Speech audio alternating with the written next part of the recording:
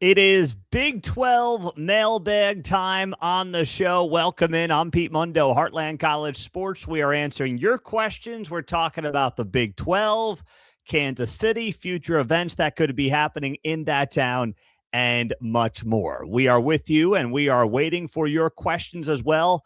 Pop them in right now on Facebook and on YouTube. Get in those questions and hit the like button on YouTube as well. Thanks for listening on the radio or also on the podcast. So our first questions comes courtesy of Nick, who is in Kansas City. Pete, I listen to you in the mornings on KCMO Talk Radio. What are the odds the Big 12 championship game in football ends up coming to Kansas City with the new stadium that the Chiefs announced on Monday? Well, I would say better than 50-50 that Kansas City can land a Big 12 football championship game now that the Chiefs are moving from Missouri to Kansas, if you didn't see this news, and they are going to build a domed facility out by the racetrack in Wyandotte County. So I looked this up before we came on the show, and right now the Big 12 contract with AT&T Stadium in Arlington, of course, Jerry World, runs through the 2030 season. The Chiefs will open up their new stadium for the 2031 season. That is a perfect timeline for when the Kansas City Chiefs may be able to host a Big 12 championship between, who knows what the leagues look like at that point. I don't have any idea. But the timing works out perfectly for the Big 12 to host a championship football game in a new Kansas City Chiefs Arrowhead West Stadium in 2031. And I believe that Brett Yormark will be actively exploring that because, remember, Brett Yormark is somebody who has been very good to Kansas City, and Kansas City's been very good to him. Here comes this New York City NBA dude who comes to the Big 12 tournament for the first time a couple of years ago, a little bit skeptical. Reports are that he wants to go to Vegas and New York and all these different places. And the New York City slickster falls in love with Kansas City. He signs an extension with Kansas City. So Brett Yormark knows the city and knows the region very well. And I think he would be very open to doing more events in a domed stadium here in Kansas City now that the Chiefs are going to have that in the early 2030s. So my answer to that question would be better than 50-50. I'm excited about it, and it could be an opportunity for other Big 12 games to come to Kansas City. Something to watch is I could see KU, K-State playing a game in Kansas City. I don't like that, to be honest. I like games that are supposed to be on campus being played on campus. But don't kid yourself. This new stadium is going to be bidding for like what Atlanta does, a week 1 or week 0 game between an ACC or an SEC team or a Big 12 and an SEC team, whatever it might be. This stadium is going to be primed for that. We saw it last year. Nebraska played Cincinnati, right? So there'll be a lot more of that, I think, coming to this stadium. And they're going to obviously be in line for other events as well during the late fall, winter months. And that's a game changer for not just Kansas City, but possibly for the Big 12 as well. But I would keep the Sunflower Showdown in Lawrence or Manhattan. I don't generally like to see games that are supposed to be on campus leave campus. Those are critically important games to the economies in these college towns, and that matters a lot to me, as it does a lot of small businesses in these communities. But it wouldn't shock me if once in a while that game between KU and K-State also ends up being played in Kansas City. Let's get your questions in right now. Get them in on YouTube and on Facebook. It is mailbag time. I'm Pete Mundo on Heartland College Sports. Bracket Cat notes here. Please don't forget about the Final Four as well, Pete. Yeah, no, I know. Like, I believe Kansas City will get a Final Four. Kansas City's not going to be in a Final Four rotation. Kansas City will get a Super Bowl. Kansas City is not going to be in the Super Bowl rotation. They'll get a Super Bowl because every new stadium does, in honor of Lamar Hunt especially, but it will not be in the rotation. Maybe a Final Four, maybe a Super Bowl. They'll get one of each. More than that, I mean, I'm not going to sit here and tell you that is all that likely. No way, no how.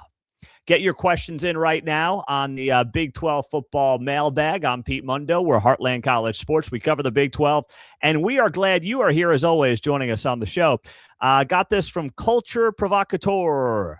New Bronco Stadium should be coming in about 2031 as well. Not as deep of a tie to Denver for the Big 12, obviously, but it's in the Big 12 footprint. You can make the case, obviously, with Colorado right in their backyard. So, I'm okay with that being in the rotation, I guess. And that's what I'm seeing from a lot of you as well. Can the rotation now be something the Big 12 brings to the Big 12 football championship game?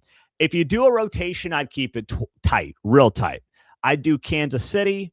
I would do Dallas. If you want to squeeze in, what is the stadium down there where the Arizona Cardinals play? You got a couple of teams down there, convenient for our West Coast friends. And then you want to have one on the East Coast in Florida. I'd be open to that. Kansas City, Dallas, West Coast, East Coast. Florida, Phoenix, done. 4 rotations. Every 4 years, everyone gets one. That's what I would do if you're looking ahead to the 2030s. But that's, of course, assuming the Big 12 stays with the 16 teams that it's got right now. And if there's anything we know about the landscape of college athletics, it's to expect change and expect the unexpected. All right? That's what you got to really talk about here. Okay, let's get to some more of your questions on the show. What do we got here? Mitchell, is Notre Dame BYU now the biggest non-conference game for the conference next season? Yes, it is, Mitchell. That is a great question. Notre Dame versus BYU is the biggest non-conference game in the Big 12 next season, and I have not even seen the full schedule. But the way that Notre Dame cowardly bailed from BYU in the Pop-Tarts Bowl after being upset it didn't make the college football playoff makes that game next year the biggest non-conference game the Big 12 has on the 2026 schedule. I was so fired up to see this news on Monday. I was happy for the Big 12. I was happy for BYU. And yes, that's the number one game I've got circled. I don't, even have any idea what my kid's schedule, what my wife's schedule is going to look like. But I'll tell you right now, I'm not doing squat when that game gets played. All right? Nothing is going to happen. That is an enormous game for the Big 12. It's an enormous game for BYU. And when that schedule comes out, that date, we get that kickoff time, man, it is going to be fantastic. Absolutely fantastic. So great question there, Mitchell. Good stuff. And I totally agree with you. That becomes a monster moment for the Big 12 to prove itself and for BYU to stand up for itself as a program after what happened this season, the end of the regular season, the playoff rankings, the inability to play Notre Dame in a bowl game. It all now comes full circle coming up next season. And the only reason this is happening, let's be very clear, is because Notre Dame and USC could not come to an agreement on continuing that series. Notre Dame wanted that game late in the year. USC said, we're not doing that in November in the middle of the Big Ten season. We'll do it early in the year. They could not agree. Notre Dame says, fine, we're going with BYU. And it works out to the Big 12 and BYU's benefit. One of the things we've talked a lot about is how the Big 12 has to continue to win important non-conference games and prove itself on the field in games that matter. That's now college football playoff games, bowl games to a lesser extent, a much lesser extent, sadly, and then the non-conference. And this is a great opportunity for the Big 12 to take advantage of that and have a big-time showing in a monster non-conference game. BYU beats Georgia Tech in the bowl game and then goes out there in the non-con next year and beats Notre Dame. And by the way, if Texas Tech has a big run in the college football playoff, the narrative for the Big 12 is going to and should shift very quickly in terms of how the top part of this league is perceived by the rest of the college football and the dopey ESPN talking heads. So I'm all in. Let's go to this. Darius, why are the signs gone? Okay. If you're watching on YouTube, I had all the signs for 16 Big 12 teams on the backdrop. People complained all the time about the signs. They said, my sign is too small for my team. That sign's too big. And I wanted more depth. So I did shelving. I made it more Big 12 generic. And this is what we've got. I'm toying with it. I'm not some interior designer. If you are, I'd love to get your thoughts. I'd love to get your feedback. Email me, PeteMundo at heartlandcollegesports.com. I love that there has been great passion around this topic. We're turning the page to a new year. Now's the time to do it. So give me all your ideas, all your thoughts. We're also looking at, talking to different small and mid-sized businesses about sponsorships around this show. So if that's potentially you and your business, please do reach out. Pete Mundo at Heartland College Sports. We had a record-breaking season on YouTube and on the podcast.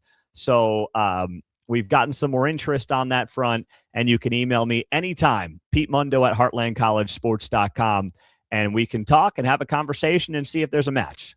But that's why the signs are gone. I thought I needed some depth, and I got too many complaints. And now I'm getting complaints on the other end. And you want the sign back? Okay, fine. Maybe I get all the same signs. I'll do it like socialism. Everybody gets the same size sign. Do I just do it that way so people aren't complaining? I don't know. We'll have to wait and see. All right. Get in your questions right now for the Big 12 football mailbag. Get in the mix. We appreciate you being here. I'm Pete Mundo on Heartland College Sports. Thanks so much for joining us, as always, as a part of the show. There's a lot going on here as we look at what's happening in the Big 12. We've got Kyle Whittingham potentially as the next head coach at Michigan. And this comes in from Bruce. Bruce in Salt Lake City asking on Facebook, Pete, do you really want Kyle Whittingham to take the job? Well, I want it if Kyle Whittingham wants it. Does that make sense? Like, I want it if Kyle Whittingham wants something to do and feels like he's not done. And I'll support him.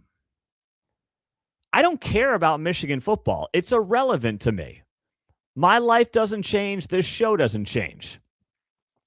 Kyle Whittingham is the favorite to be the next head coach at Michigan. Kalashi Odds has him at a 25% number. That's up from 22% over the weekend to be the next head coach at Michigan. If he feels like he's got the energy, he's a great guy. He's a stable, steady hand.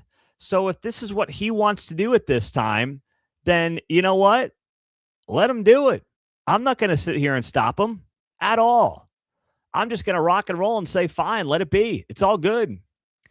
Be the head coach at Michigan for a year or two. I think it's a great fit for Michigan because there's not an obvious home run hire out there for them right now. So why not go ahead with a guy like Kyle Whittingham, who knows how to win at a very high level and can stabilize this program during a major time of need. Get your questions in right now. Facebook, YouTube, social media for our Big 12 mailbag. Let's have some fun with this. Chuck says on Facebook, how about my Red Raiders, not only in the college football playoff, but ranked in men's and women's basketball? Chuck, it is good to have money, my brother. It is good to have the moolah, as Jerry Maguire famously said as he's screaming into the phone. Show me the money. And it's good to have the dough. And Texas Tech should not apologize for that. I've been a defender of Texas Tech all season long, sitting here and saying, you know what? They shouldn't apologize for spending money. Other teams are. They're doing it too. They've got the donors to do it, that want to do it, that support the program. It's all good. But for some reason with Texas Tech, it's all we talk about. But still, I mean, you're ranked in, obviously, college football playoff number 4. Basketball is looking great, especially after their win on Saturday against Duke. And then you've got the women's hoops team playing well. It's all good. Everyone's happy. Softball should be great again. I'd like to see baseball turn things around a little bit from where they were a few years back. But there is great optimism with that Texas Tech athletic department. They have tremendous support. I'm a fan of everything happening in Lubbock, and it's big time for the Big 12. So let's do it, man. Let's do it. What else? Darius asks here, what has to happen for the Big 12 to get respect in the playoff? How many games do we have to win? The Big 12 has to win, meaning Texas Tech has to win 2 games in the college football playoff to get respect. 2 wins get you to a national championship. And that's what Texas Tech desperately needs, and that's what the Big 12 desperately needs to get that respect. It's a fantastic question, and the answer is 2. And then hopefully when you get to the national championship, you don't get TCU'd, which is lose by 60 points to Georgia. Now, that won't happen with this team. I'm very confident that won't happen with Tech if they get there, but obviously that would be a nightmare. And I was doing a radio hit with Benjamin Criddle. He does a good show out of Salt Lake City, BYU guy. And he said to me, objectively and subjectively, why does the Big 12 not get enough respect from the college football playoff? And I said, well, objectively, you can look at the fact that in the history of the college football playoff, this conference has 1 win, and it's TCU, beating Michigan a few years ago in that semifinal when it was still a 4-team playoff, a TCU team that lost to K-State in the Big 12 championship game.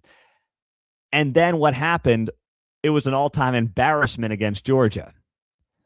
So that's the lasting memory for the Big 12 in this college football playoff era. 1 win because OU had a ton of losses. Nobody made it outside of OU in those early years. They lost every time. Should have beaten Georgia in the Rose Bowl, but neither here nor there. And then you got TCU getting the 1 win and then getting smoked by Georgia. So objectively, that is a problem for the Big 12. Subjectively, conspiratorially, if you want to call it that, you do have a league that has been massively disrespected, in part because you've got a de facto college football playoff commissioner in ESPN that is in bed with the SEC in the biggest way as their largest partner, paying them more money for the games than they are the Big 12, and saying this is the conference that we want and need to have the most success. And that's why the system's massively broken and the sport is in a very difficult spot right now. No one's in charge. ESPN's basically in charge, and it's biting the Big 12 in the butt as a result. So if that's a conspiracy theory, you know what? Sign me up. I'll be your Alex Jones or whatever you want to call me. I'll take it. I don't mind, because I think there's definitely some of that going on. But then there is the objective side where you would say to yourself, okay, but also the Big 12 does have to start winning some games in this tournament. And that's really what this is, a tournament. And that's why Arizona State coming so close and frankly should have beat Texas last year would have been tremendous for the Big 12. And Cam Scatterbu and Levitt and Dillingham and that team, man, that would have been big. And they should have won the game, of course.